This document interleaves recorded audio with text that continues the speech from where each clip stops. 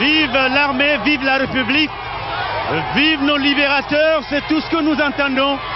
Il est difficile, amis téléspectateurs, de décrire ce mouvement de masse spontané qui salue les membres du comité militaire de redressement national, qui est venu en son temps, qui est venu en son heure, qui est venu à sa minute. Et c'est un comité donc qui a libéré notre peuple de 26 ans de dictature, de 26 ans de soumission aveugle, de despotisme, de népotisme, je dirais même. Peuple de Guinée, c'est dans une grande ferveur que tu viens de conduire à sa dernière demeure l'un de tes fils les plus prestigieux, auquel l'Afrique et le monde entier ont tenu à rendre un hommage mérité.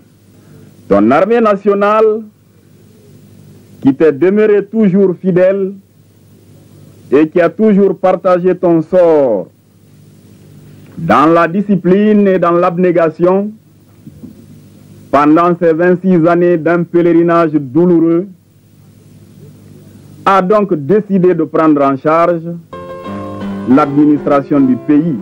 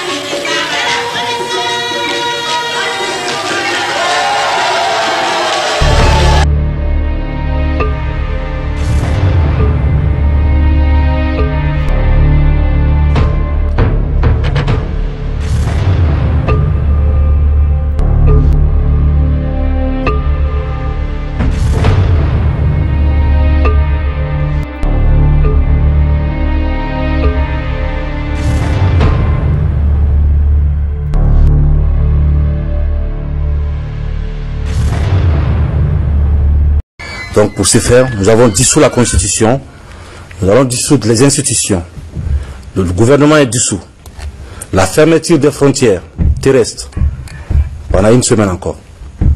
Et nous allons voir après les frontières aériennes, comment faire. Avec tous nos camarades, nous allons trouver la solution pour sortir de cette KPJ.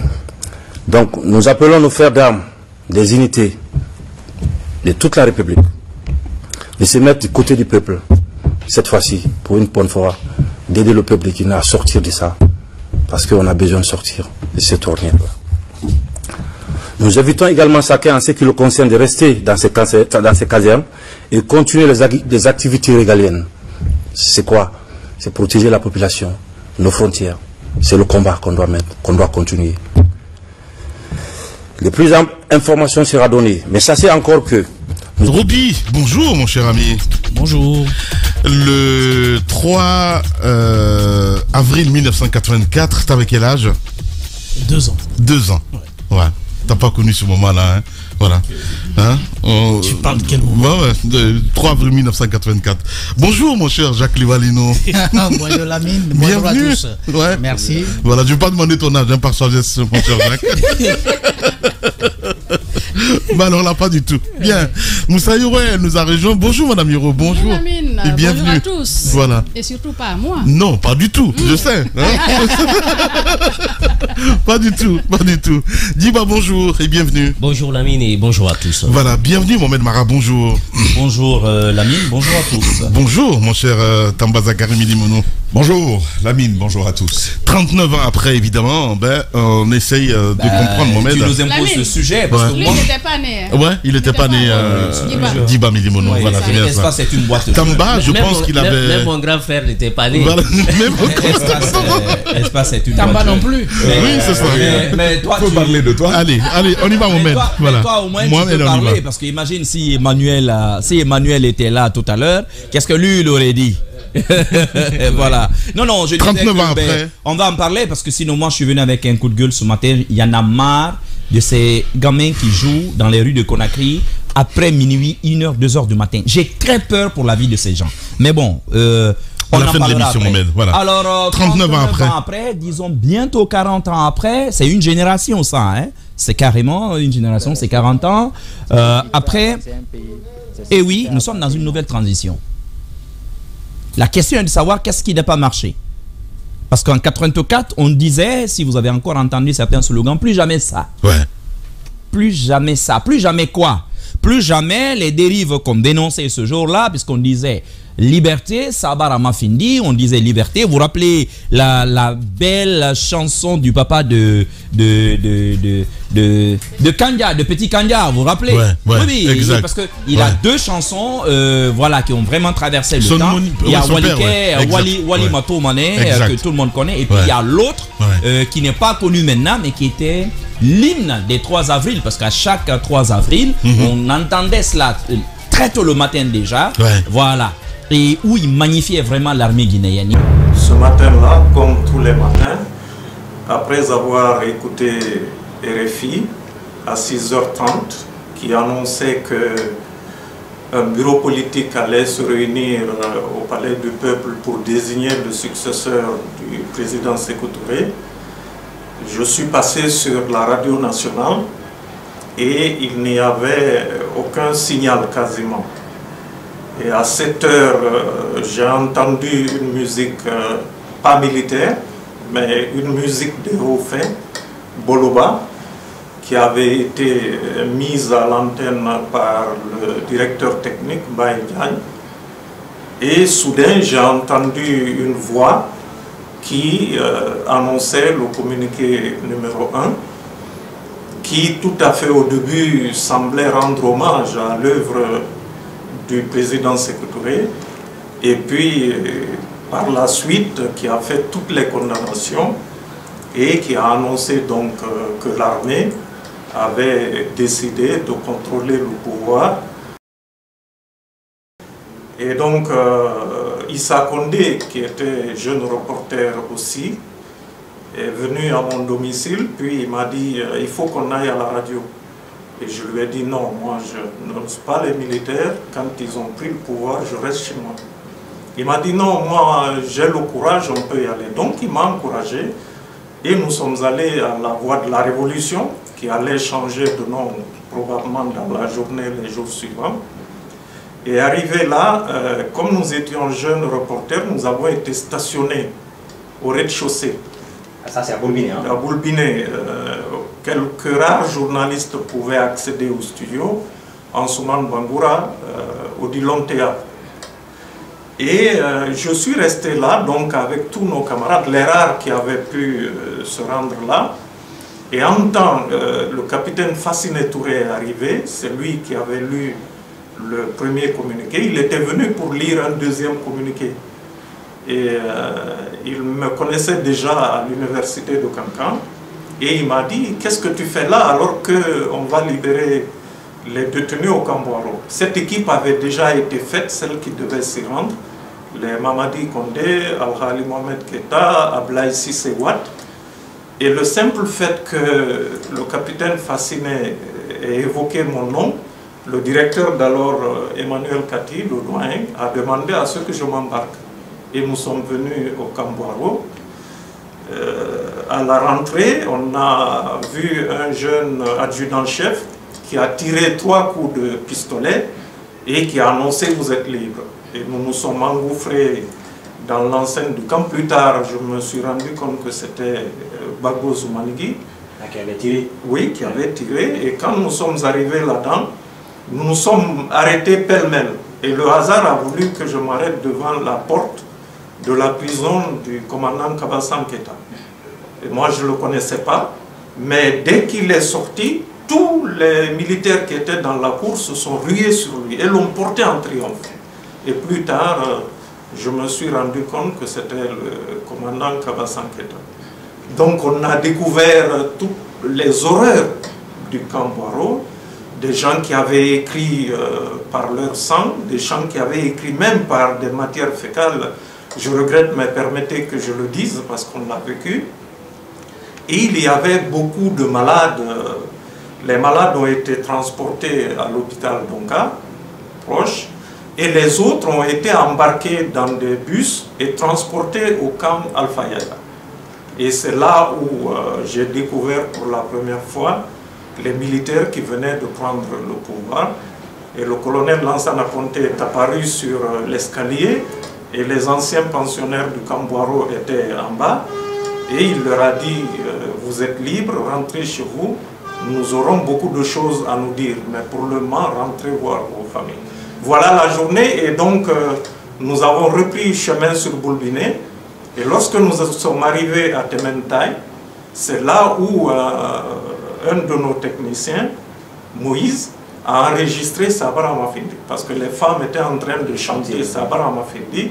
Il avait mis une espèce de perche, son micro, et il a enregistré Sabara Mafindi, qui est devenu comme un ode à la liberté dans la journée.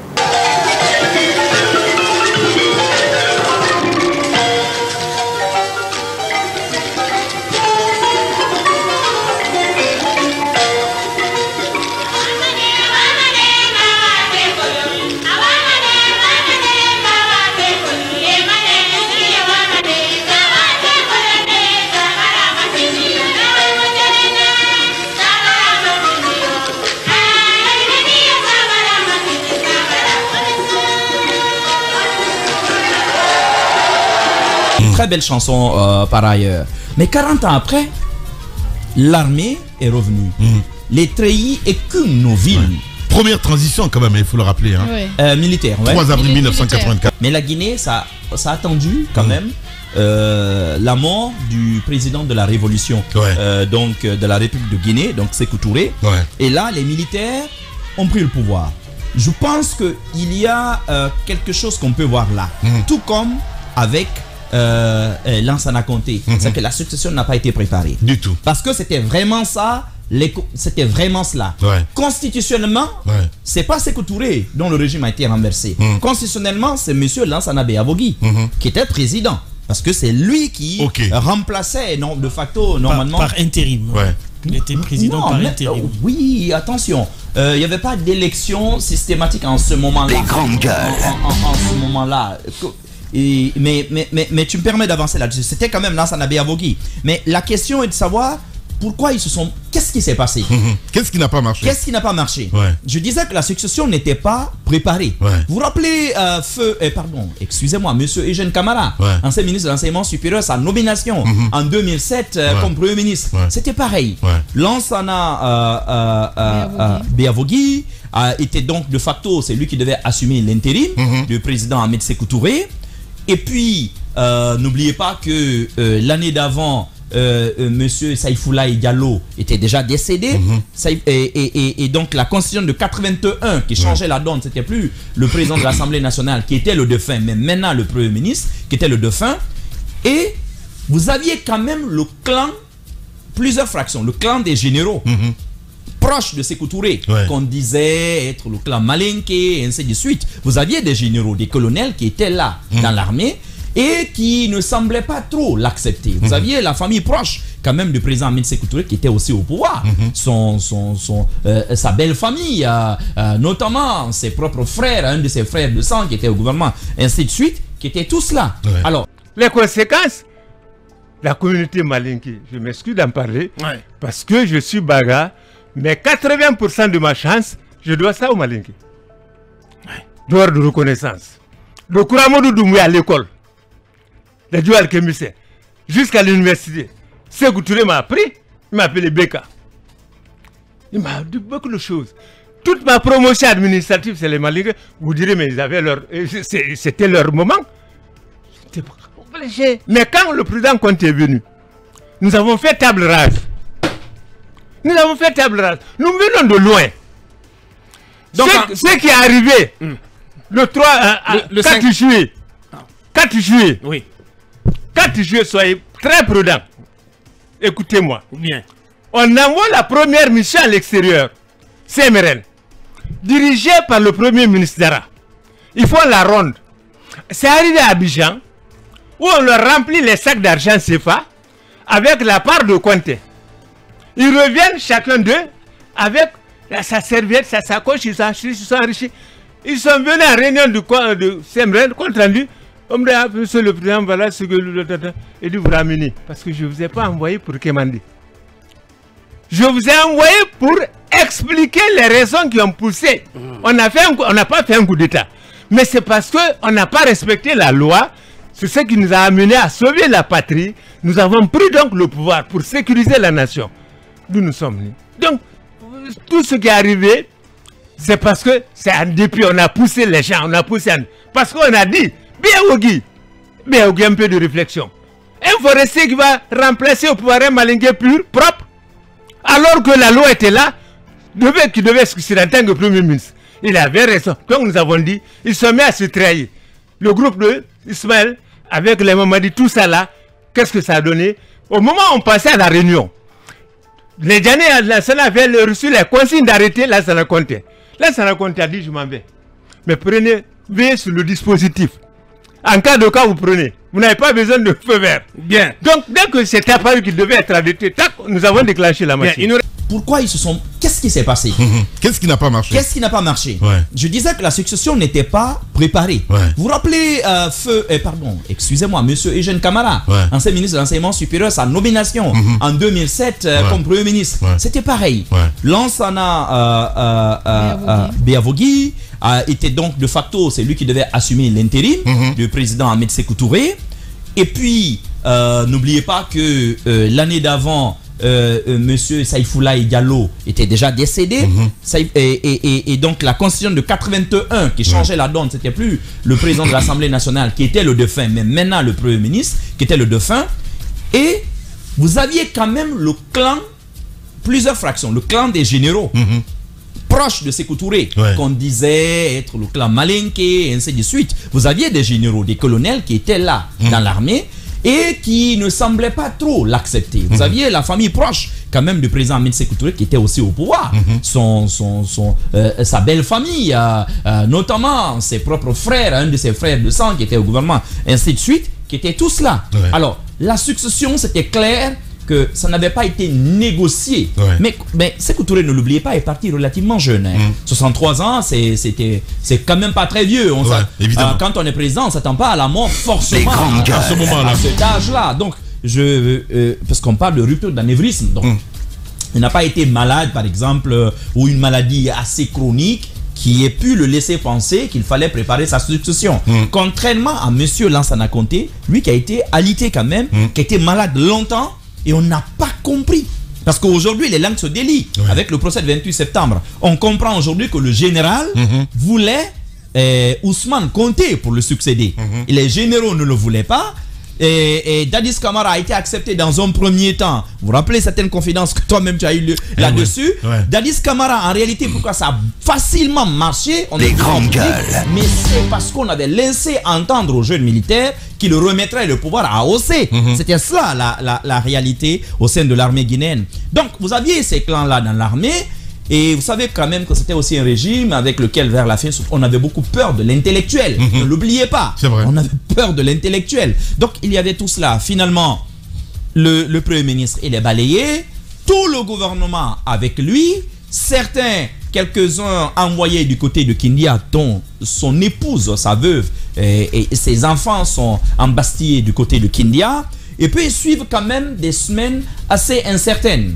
Conté est arrivé comme un parfait inconnu pour le grand public, mais pas pour l'armée, mais comme un parfait inconnu, colonel, et avec quand même des fortes têtes avec lui, parce que je pense que c'était la révolution des colonels, comme aujourd'hui. Les généraux ont tous sauté à cette faveur-là.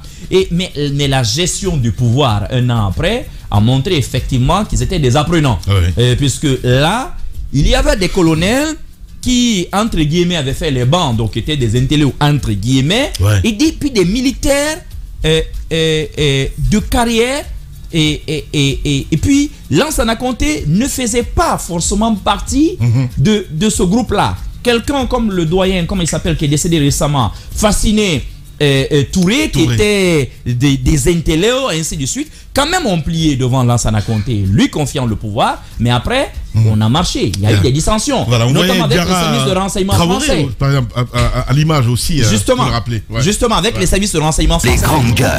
On ne le dira jamais assez, mais les noirs de malheureusement, à chaque fois d'ailleurs, quand on prend un petit peu les panafricanistes, mon cher Mohamed, il y a toujours cette thèse complotiste. Parce que, écoutez, par exemple, je veux dire, ces Guinéens qu'on a arrêtés, c'est ce qu'ils disaient. On m'a arrêté parce qu'on disait que j'étais en train de comploter. Mais c'est comme aujourd'hui, en fait, complots, un petit peu. Je pense. C'est bizarre. Je pense. Sincèrement. Parce qu'il y a pas mal d'intellos qui écrivent, même d'anciens pensionnaires, des gens, le monsieur Sékou Touré, qui écrivent. Certains d'entre eux, on en a presque tous eu quelques-uns dans nos familles ou proches de nos familles.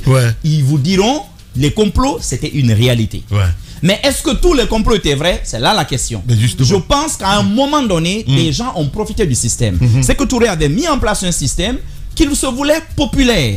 Mais vous savez, ce type de système, ça a ses limites. Il y avait, comme je le disais, on avait renversé la pyramide. Parfois, des gens qui n'avaient... Parfois, à la limite des incultes, s'étaient retrouvés avec énormément de pouvoir. Y compris dans les PRL, dans les pouvoirs révolutionnaires locaux, et aussi au sommet de l'État. Et ces gens-là, c'est vrai que quand vous écoutez les témoignages, vous lisez, vous vous rendez compte qu'il y a eu sûrement aussi des règlements de compte. Est-ce que le chef de la révolution lui-même y était pour quelque chose? D'anciens opposants de Sékou Touré, qui ont même continué à être opposants à Lansana Conté par la suite, oui, ont trempé, c'était un fait. Malheureusement, les officiers qui se sont laissés happer, beaucoup ont payé cash et se font communautaires parfois. Notre premier ministre, le colonel Laurent Traoré, chef du bataillon Kapatan Keita, ministre du Contrôle et de l'énergie. Monsieur Hervé Vincent, ministre de l'Intérieur. Le chef du bataillon Sori Doumbouya, ministre du Contrôle d'État.